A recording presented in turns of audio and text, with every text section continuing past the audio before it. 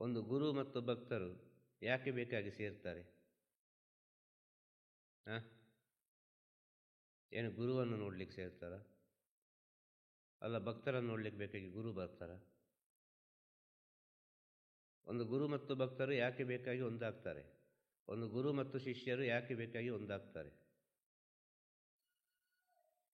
ಇದನ್ನು ಸ್ವಲ್ಪ ನಾವು ಸೂಕ್ಷ್ಮವಾಗಿ ಅರ್ಥ ಮಾಡಿಕೊಳ್ಬೇಕು. ಒಂದು ಗುರು ಮತ್ತು ಭಕ್ತರು ಒಂದಾಗ್ತಾರೆ ಅಂತ ಹೇಳಿದರೆ ಯಾವುದೋ ಒಂದು ರೀತಿಯಲ್ಲಿ ಆ ಭಕ್ತನಾದವನು ಜ್ಞಾನವನ್ನು ಪಡೆದುಕೊಳ್ಳಲಿಕ್ಕೆ ಹಾತೊರಿತಾ ಇರ್ತಾನೆ ಅಂತೇಳಿ ಅರ್ಥ. ಜ್ಞಾನ ಬೇಕು, ಯಾವುದೋ ಒಂದು ರೀತಿಯಲ್ಲಿ ಗುರುವಿನ ಮಾತು ಬೇಕು, ಯಾವುದೋ ಒಂದು ರೀತಿಯಲ್ಲಿ ಗುರುವಿನ ಎಲ್ಲ ಸ್ಥಿತಿಗತಿಗಳ ಅರಿವು ನಮಗೆ ಬರಬೇಕು. ಗುರು ಅಂದರೆ ಏನು ಅಂತೇಳಿ ಅಲ್ವಾ? ದೇವಸ್ಥಾನಕ್ಕೆ ಹೋದರೆ ಆ ದೇವಸ್ಥಾನದಲ್ಲಿ ನೀವು ಏನೂ ಪ್ರಾರ್ಥನೆಯನ್ನು ಮಾಡಿದರೂ ಕೂಡ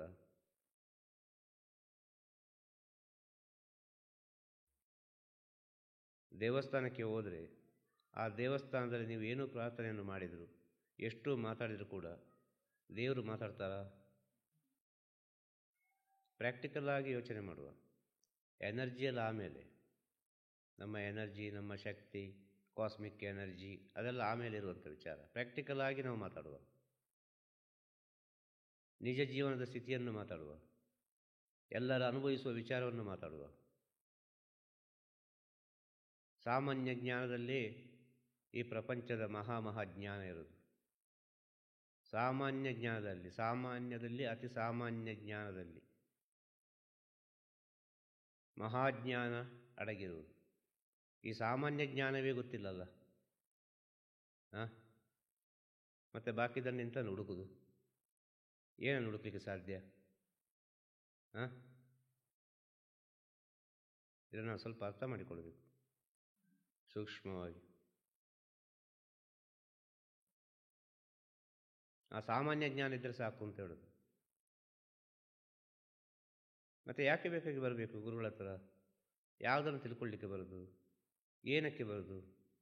ನಿಮ್ಮ ಕಷ್ಟಕ್ಕೆ ಬರೋದಾ? ಪರಿಹಾರಕ್ಕೆ ಬರೋದಾ? ಯಾವುದಕ್ಕೆ ಬರ್ತೀರಿ ನೀವು? ನೆಮ್ಮದಿಗೆ ಬರ್ತೀರಿ ಅಲ್ವಾ? ಒಂದು ನೆಮ್ಮದಿಗೆ ಬೇಕಾಗಿ ಗುರುವಿನ ಹತ್ರ ನೀವು ಬರ್ತೀರಿ. ಕೊನೆಯ ಪಕ್ಷ ಸತ್ಯ ತಿಳಿದ ಮೇಲೆ ಮನುಷ್ಯನಿಗೆ ಬೇಕಾದ್ದೇನು? ನೆಮ್ಮದಿ, ಒಳ್ಳೆಯ ನಿದ್ರೆ, ಒಳ್ಳೆಯ ಆರೋಗ್ಯ.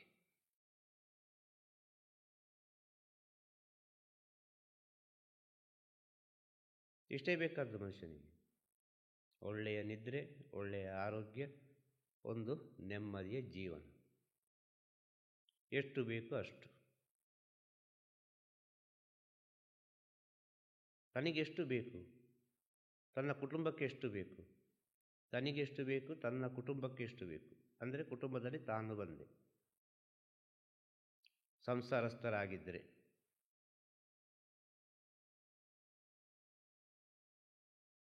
ಅರ್ಥ ಆಗ್ತಾ ಹೇಳೋದು. ಇನ್ನು ಬ್ಯಾಚುಲರ್ ಆಗಿದ್ದರೆ ತನಗೆಷ್ಟು ಬೇಕು ಅಷ್ಟು. ಅಷ್ಟನ್ನು ಭಗವಂತ ಎಲ್ಲರಿಗೆ ಕೊಟ್ಟಿದ್ದಾನೆ. ಈ ಜನ್ಮಕ್ಕೆ ಬರುವಾಗಲೇ ಏನೆಲ್ಲ ಬೇಕು, ಯಾವ್ಯಾವ ಸಮಯದಲ್ಲಿ ಎಷ್ಟೆಷ್ಟು ಬೇಕು, ಎಲ್ಲೆಲ್ಲಿ ಆಹಾರ ಸಿಗಬೇಕು, ಎಲ್ಲೆಲ್ಲಿ ನಿದ್ರೆ ಮಾಡಬೇಕು, ಎಲ್ಲೆಲ್ಲಿ ನೀರು ಕುಡಿಬೇಕು, ಎಲ್ಲೆಲ್ಲಿ ಮಲ್ಕೊಳ್ಬೇಕು, ಎಲ್ಲ ವಿಚಾರವನ್ನು ಭಗವಂತ ಆಲ್ರೆಡಿ ಕೊಟ್ಟಾಗಿದೆ. ಯಾರ್ಯಾರು ಆಸ್ಪತ್ರೆಗೆ ಹೋಗಬೇಕು, ಯಾರ್ಯಾರು ದೇವಸ್ಥಾನಕ್ಕೆ ಹೋಗಬೇಕು, ಯಾರ್ಯಾರು ಗುರುಗಳ ಹತ್ರ ಹೋಗಬೇಕು, ಯಾರ್ಯಾರು ಪರಿಹಾರವನ್ನು ಹುಡುಕಿಕೊಂಡು ಹೋಗಬೇಕು, ಯಾರ್ಯಾರು ಕಾಶಿ ರಾಮೇಶ್ವರ ಅಂತೇಳಿ ತೀರ್ಥಯಾತ್ರೆ ಹೋಗಬೇಕು, ಎಲ್ಲ ವಿಚಾರವನ್ನು ಭಗವಂತ ಈ ಜನ್ಮಕ್ಕೆ ಬರುವಾಗಲೇ ಕೊಟ್ಟ ಆಗಿದೆ. ಈ ಸತ್ಯವನ್ನು ಹೇಳ್ತಾರೆ ಗುರುಗಳು, ಬೇರೆ ಏನು ಹೇಳುವುದಿಲ್ಲ. ನಿನ್ನ ಕರ್ಮವನ್ನು ನೀನು ಅನುಭವಿಸಿಯೇ ಆಗಬೇಕು, ಬೇರೆ ದಾರಿ ಇಲ್ಲ, ಬೇರೆ ದಾರಿಯೇ ಇಲ್ಲ. ನಾನೇನು ಚೇಂಜ್ ಮಾಡಲಿಕ್ಕೆ ಆಗೋದಿಲ್ಲ, ಖಂಡಿತ ಆಗೋದಿಲ್ಲ. ನೀವು ನಿಮ್ಮ ಒಳಗೆ ಪರಿವರ್ತನೆ ಆದರೆ ಖಂಡಿತವಾಗಿಯೂ ಒಂದು ಹಂತಕ್ಕೆ ಪರಿವರ್ತನೆ ಆಗ್ಬೋದು ನಿಮ್ಮ ಒಳಗೆ. ಆ ಪರಿವರ್ತನೆ ಆಗಬೇಕು ಅಂತೇಳಿದ್ರೆ ಏನು ಮಾಡಬೇಕು? ಪರಿವರ್ತನೆ ಆಗಬೇಕು ಅಂತ ಹೇಳಿದ್ರೆ ನಾವೇನು ಮಾಡಬೇಕು? ಮುಖ್ಯವಾಗಿ ನಾವು ಸ್ವಲ್ಪ ಸೂಕ್ಷ್ಮವಾಗಿ ಅರ್ಥ ಮಾಡಿಕೊಳ್ಬೇಕು. ಆ ಪರಿವರ್ತನೆ ಆಗಬೇಕು ಅಂತ ಹೇಳಿದರೆ ನಾವು ನಮ್ಮ ಹಿರಿಯರ ಮಾತುಗಳನ್ನು ಸ್ವಲ್ಪ ಕೇಳಬೇಕು. ಹಿರಿಯರು ಯಾರು? ವಯಸ್ಸಿನಲ್ಲಿ ಹಿರಿಯರು, ಅರ್ಥ ಆಯ್ತಲ್ಲ?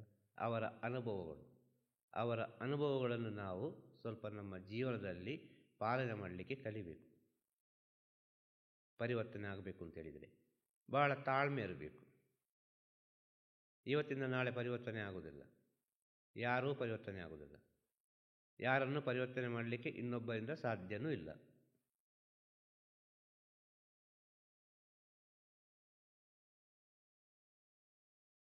ಖಂಡಿತವಾಗಿಯೂ ಸಾಧ್ಯ ಅಲ್ಲ. ನಾನು ಪರಿವರ್ತನೆ ಮಾಡಿದ್ದೆ ಅಂತ ಹೇಳಿದರೆ ಅದು ದೊಡ್ಡ ತಪ್ಪಾದ ವಿಚಾರ.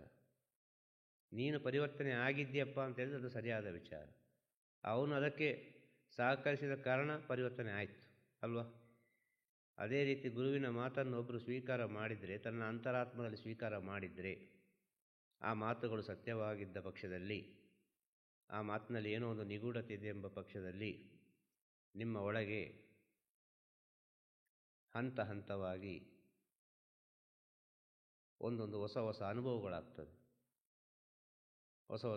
ಅನುಭವಗಳಾಗ್ತದೆ. ಆ ಗುರುವಿನ ವಾಣಿಯನ್ನು, ಗುರುವಿನ ಮಾತನ್ನು, ಹಿರಿಯರ ಮಾತನ್ನು ನಾವು ಸೂಕ್ಷ್ಮವಾಗಿ ನಮ್ಮ ಒಳಗೆ ಇಳಿಸಬೇಕು. ಅದರ ಬಗ್ಗೆ ಅಧ್ಯಯನ ಮಾಡಬೇಕು. ಅದರ ಬಗ್ಗೆ ಅಧ್ಯಯನ ಮಾಡಬೇಕು.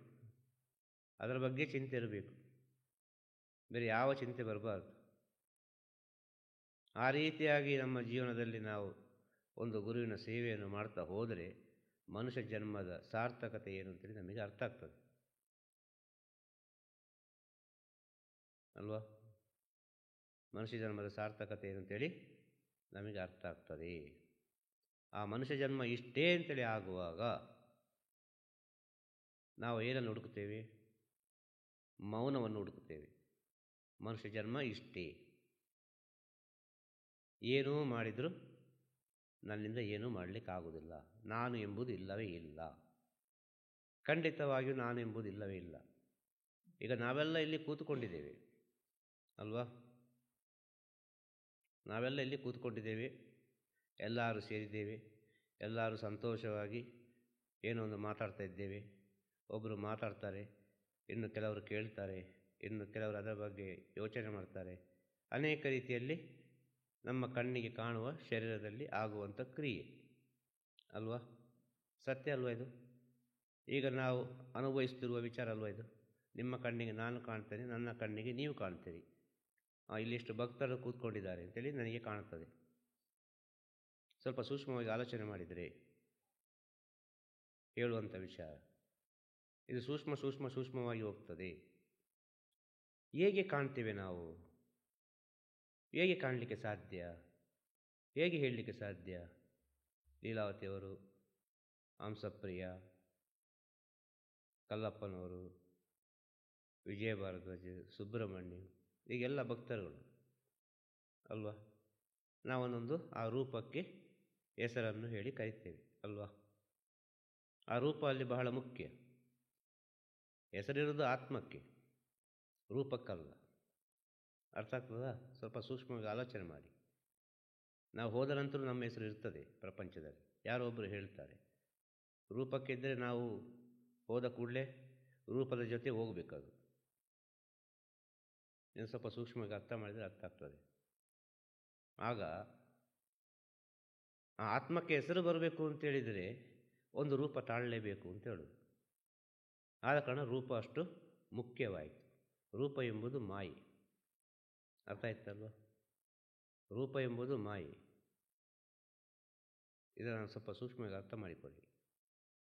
ಈಗ ಈ ವಿಚಾರ ಯಾಕೆ ಬಂತು ಅಂತ ಹೇಳಿದರೆ, ಎಲ್ಲರ ರೂಪ ಕಣ್ಣಿಗೆ ಕಾಣ್ತದೆ. ಹೇಗೆ ಕಾಣ್ತದೆ? ಹೇಗೆ ಕಾಣಲಿಕ್ಕೆ ಸಾಧ್ಯ? ಸ್ವಲ್ಪ ಸೂಕ್ಷ್ಮವಾಗಿ ನಾವು ಆಲೋಚನೆ ಮಾಡುವಾಗ ಬೆಳಕಿನ ಮೂಲಕ. ಬೆಳಕು ಇದ್ದ ಕಾರಣ ನಾವೆಲ್ಲ ಒಬ್ಬರೊಬ್ಬರ ಕಣ್ಣಿಗೆ ಕಾಣ್ತೇವೆ ಅಲ್ವಾ? ಬೆಳಕಿಲ್ಲ ಇದ್ದರೆ ಕಾಣ್ತೇವಾ? ಸೂರ್ಯನ ಕಿರಣ ಇಲ್ಲದಿದ್ದರೆ ನಮ್ಮನ್ನು ನೋಡಲಿಕ್ಕೆ ಸಾಧ್ಯವಾ? ಅಲ್ಲ, ಒಂದು ಬೆಳಕು ಇಲ್ಲದಿದ್ದರೆ ನಮ್ಮನ್ನು ನೋಡಲಿಕ್ಕೆ ಸಾಧ್ಯವಾ? ನಮ್ಮ ರೂಪ ಕಣ್ಣಿಗೆ ಕಾಣಲಿಕ್ಕೆ ಸಾಧ್ಯವಾ? ಸಾಧ್ಯ ಇಲ್ಲ. ಕಾರಣ ಏನು? ಬೆಳಕಿನಲ್ಲಿ ನಮ್ಮ ರೂಪ ಕಾಣ್ತದೆ ಅಂತ ಹೇಳಿದರೆ, ಈ ದೇಹ ಅಣುಗಳಿಂದ ಸೇರಿದಂಥ ದೇಹ ಇದು. ಇದು ಘನ ಅಣುಗಳು. ಈ ದೇಹದ ಅಣುಗಳು ಘನವಾಗಿದೆ. ಘನವಾಗಿರುವ ಕಾರಣ ಬೆಳಕು ಅಲ್ಲಿ ನಿಲ್ತದೆ. ಬೆಳಕು ಆ ಕಡೆ ಚಲಿಸುವುದಿಲ್ಲ. ಆದ ಕಾರಣ ಈ ರೂಪ ಕಾಣ್ತದೆ ಎಂಬ ಸತ್ಯವನ್ನು ತಿಳಿದವ ಅವ ಬಹಳ ಎತ್ತರದಲ್ಲಿರುವವ. ಈ ಸತ್ಯವನ್ನು ತಿಳಿದವ ಇದೆಲ್ಲ ಮಾಯಾರೂಪ ಅಪ್ಪ, ಇದೆಲ್ಲ ಯಾವುದೂ ಇಲ್ಲ. ಕೇವಲ ನಿಮ್ಮ ಒಂದು ಫೋಟೋವನ್ನು ತೆಗೆದು ನೋಡಿ. ನೀವು ಒಳ್ಳೆ ಒಂದು ಫೋಟೋ ತೆಗೆದು ನೋಡಿ. ಅದನ್ನು ಝೂಮ್ ಮಾಡ್ತಾ ಹೋಗಿ, ಝೂಮ್ ಮಾಡ್ತಾ ಹೋಗಿ, ಝೂಮ್ ಮಾಡ್ತಾ ಹೋಗಿ, ಝೂಮ್ ಮಾಡ್ತಾ ಹೋಗಿ. ಹೇಗೆ ಕಾಣ್ತದೆ ನಿಮ್ಮ ಫೋಟೋ? ನಿಮಗೆ ನಿಮ್ಮ ಅಂದ ಚಂದ ಕಾಣ್ತದೆ ಅದರಲ್ಲಿ? ಸಿಂಪಲ್ ಆಗಿ ನಾವು ಕಂಡುಹಿಡಿಯುವ.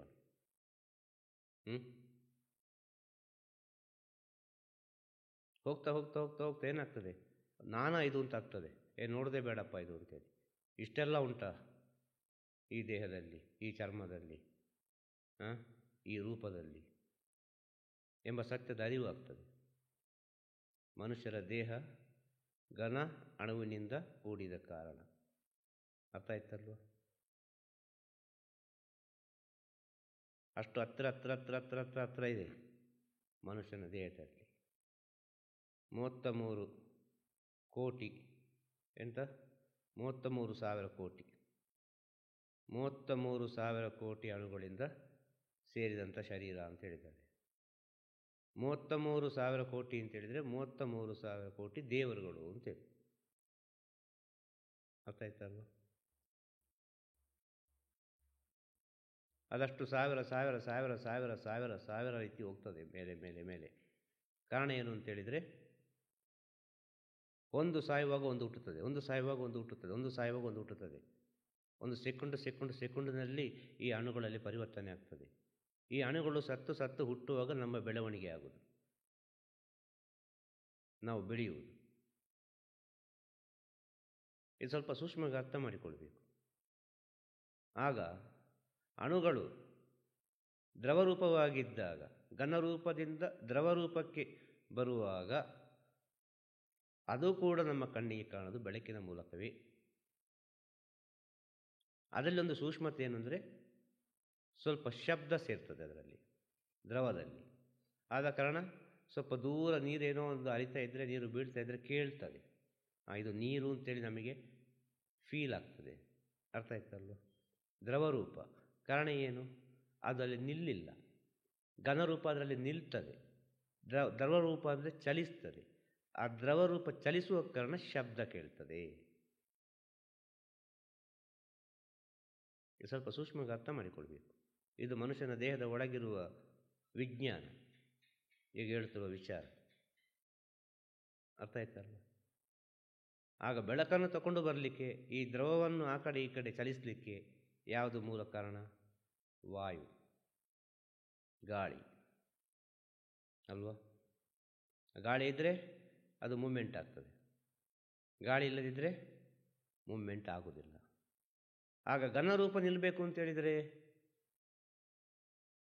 ಗಾಳಿ ಹೇಗೆ ಮೂಮೆಂಟ್ ಆಗಬೇಕು?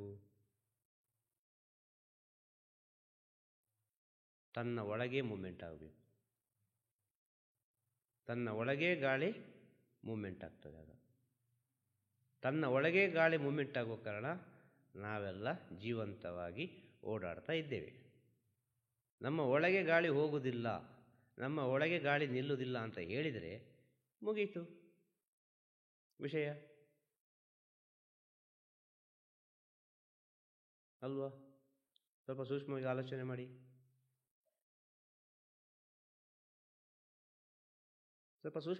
ಮಾಡಿ. ಮನುಷ್ಯ ಕಾಣೋದು ಹೇಗೆ? ಈ ಸತ್ಯವನ್ನೆಲ್ಲ ತಿಳಿಯುವಾಗ ಅವನಿಗೆ ಏನು ಅನಿಸ್ತದೆ? ಏನಿದೆ ಅಪ್ಪ ಅಂತ ಅನಿಸ್ತದೆ. ಈ ಸತ್ಯವನ್ನು ಒಬ್ಬ ತಿಳಿಯುವವ ಅವ ಎಲ್ಲ ಕರ್ಮ ಬಂಧನವನ್ನು ದಾಟಿರ್ತಾನೆ. ನಾನು ಹೇಳಲಿಕ್ಕೆ ಸುಲಭದಲ್ಲಿ ಹೇಳ್ಬೋದು, ಒಂದು 2 ನಿಮಿಷದಲ್ಲಿ, 3 ನಿಮಿಷದಲ್ಲಿ, 5 ನಿಮಿಷದಲ್ಲಿ, 10 ನಿಮಿಷದಲ್ಲಿ ಏನೋ ಒಂದು ಹೇಳ್ಬೋದು. ಆದರೆ ಇದನ್ನು ಅನುಭವಿಸ್ಲಿಕ್ಕೆ ಬಹಳ ಕಷ್ಟ ಉಂಟು, ಅನುಭವಿಸ್ಲಿಕ್ಕೆ ಆಗುವುದಿಲ್ಲ. ಏನಿದ್ರೂ ಕೂಡ ಈ ಮಾಯೆ ಬಿಡುವುದಿಲ್ಲ, ಮಾಯೆ ಬಿಡಲಿಕ್ಕೆ ಸಾಧ್ಯನೇ ಇಲ್ಲ. ಆಗ ಸೂರ್ಯನಿಂದ ಭೂಮಿ ಬಂತು, ಆ ಭೂಮಿಯಿಂದ ಚಂದ್ರ ಬಂತು. ಆ ಚಂದ್ರ ಅಂತ ಹೇಳಿದರೆ ಮಗು. ಯಾವ ಮಗು ಹುಟ್ಟಿತು? ಸೂರ್ಯ ಮತ್ತು ಭೂಮಿಗೆ ಹುಟ್ಟಿದ ಮಗು ಯಾವುದು? ಹೆಣ್ಣು ಮಗು, ಮಾಯೆ. ಆ ಮಾಯೆ ಬಹಳಷ್ಟು ಸ್ಟ್ರಾಂಗ್. ಆಗ ಮಾಯೆ ಮಾಯೆ ಮಾಯೆ ಅಂತ ಹೇಳಿದರೆ ಮಾಯನ್ನು ಗೆಲ್ಲಲಿಕ್ಕೆ ಆಗ್ತದ? ಖಂಡಿತ ಮಾಯನ್ನು ಗೆಲ್ಲಲಿಕ್ಕೆ ಆಗುವುದಿಲ್ಲ. ಖಂಡಿತವಾಗಿಯೂ ಮಾಯನ್ನು ಯಾರಿಂದಲೂ ಗೆಲ್ಲಲಿಕ್ಕೆ ಆಗುವುದಿಲ್ಲ. ಆ ಮಾಯೆ ಜೊತೆಯೇ ನಾವು ಪ್ರಯಾಣವನ್ನು ಮಾಡಬೇಕು. ಆ ಮಾಯೆ ಜೊತೆಯೇ ನಾವು ಪ್ರಯಾಣವನ್ನು ಮಾಡುವಾಗ ಮಾಯೆ ಏನು ಅಂತೇಳಿ ಅರ್ಥ ಮಾಡಿಕೊಂಡು ಮಾಯೆಯನ್ನು ಹಂತ ಹಂತ ಹಂತವಾಗಿ ನಾವು ದಾಟಿಕೊಂಡು ಮುಂದೆ ಮುಂದೆ ಮುಂದೆ ಮುಂದೆ ಹೋಗಬೇಕು. ಮಾಯನ್ನು ಬಿಟ್ಟು ಹೋಗ್ತೇನೆ ಅಂತೇಳಿದರೆ ಅದು ಆಗು ಹೋಗುವ ವಿಷಯವೇ ಅಲ್ಲ. ಯಾರಿಂದಲೂ ಅದು ಬಿಡಲಿಲ್ಲ, ಯಾರನ್ನೂ ಅದು ಬಿಡಲಿಲ್ಲ ಮಾಯೆ. ಎಲ್ಲ ಪುರಾಣದಲ್ಲಿ ಕೂಡ ಹೇಳಿದ್ದಾರೆ ದೇವಾನುದೇವತೆಗಳ ವಿಚಾರವನ್ನು, ದೇವಾನುದೇವತೆಗಳ ವಿಷಯವನ್ನು, ಬ್ರಹ್ಮ ವಿಷ್ಣು ಮಹೇಶ್ವರರ ವಿಚಾರವನ್ನು, ಸಪ್ತ ಋಷಿಗಳ ವಿಷಯವನ್ನು, ಗುರು ಶಿಷ್ಯರ ವಿಚಾರವನ್ನು, ರಾಜ ಮಹಾರಾಜರ ವಿಚಾರವನ್ನು ಅಲ್ವಾ? ಯಾರನ್ನಾದರೂ ಬಿಟ್ಟಿದ ಮಾಯೆ? ಖಂಡಿತ ಇಲ್ಲ, ಮಾಯೆ ಯಾರನ್ನೂ ಬಿಡಲಿಲ್ಲ. ಆಗ ಮಾಯೆಯನ್ನು ನಾವು ದಾಟಬೇಕು ಅಂತೇಳಿದರೆ ಏನು ಮಾಡಬೇಕು? ಯಾವ ರೀತಿ ಇರಬೇಕು? ಇದು ಇವತ್ತಿನ ಮುಖ್ಯವಾದ ಸಂದೇಶ. ಪ್ರತಿಯೊಬ್ಬನು ತನ್ನ ಹಿಡಿತದಲ್ಲಿ ತಾನಿರಬೇಕು. ಇನ್ನೊಬ್ಬರ ಮಾತನ್ನು ಕೇಳಿ ತನ್ನ ಜೀವನವನ್ನು ನಿರ್ಧಾರ ಮಾಡೋದಲ್ಲ.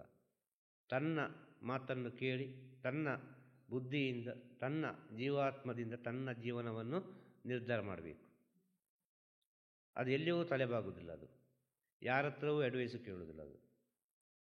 ಅದು 10 ಜನರ ಹತ್ರ 100 ಜನರ ಹತ್ರ ಅಡ್ವೈಸ್ ಕೇಳಿದರೂ ಕೂಡ ಅದು ತನ್ನ ಒಳಗೆ ಸರಿಯಾಗಿದ್ದರೆ ಮಾತ್ರ ಆ ಅಡ್ವೈಸನ್ನು ಒಪ್ಪಿಕೊಳ್ಳಲಿಕ್ಕೆ ಸಾಧ್ಯ. ಅಷ್ಟು ಆತ್ಮವಿಶ್ವಾಸ. ಆತ್ಮವಿಶ್ವಾಸ ಮುಖ್ಯವಾಗಿ ಬರಬೇಕು. ಆತ್ಮವಿಶ್ವಾಸ ಬರಬೇಕು ಅಂತ ಹೇಳಿದರೆ, ತನ್ನಂಬಿಕೆ ಬರಬೇಕು ಅಂತ ಹೇಳಿದರೆ ಕೂಡಿದಷ್ಟು ಮಟ್ಟಿಗೆ ನಮ್ಮ ಜೀವನದಲ್ಲಿ ಬ್ರಹ್ಮಚರ್ಯವನ್ನು ಪಾಲನೆ ಮಾಡಬೇಕು.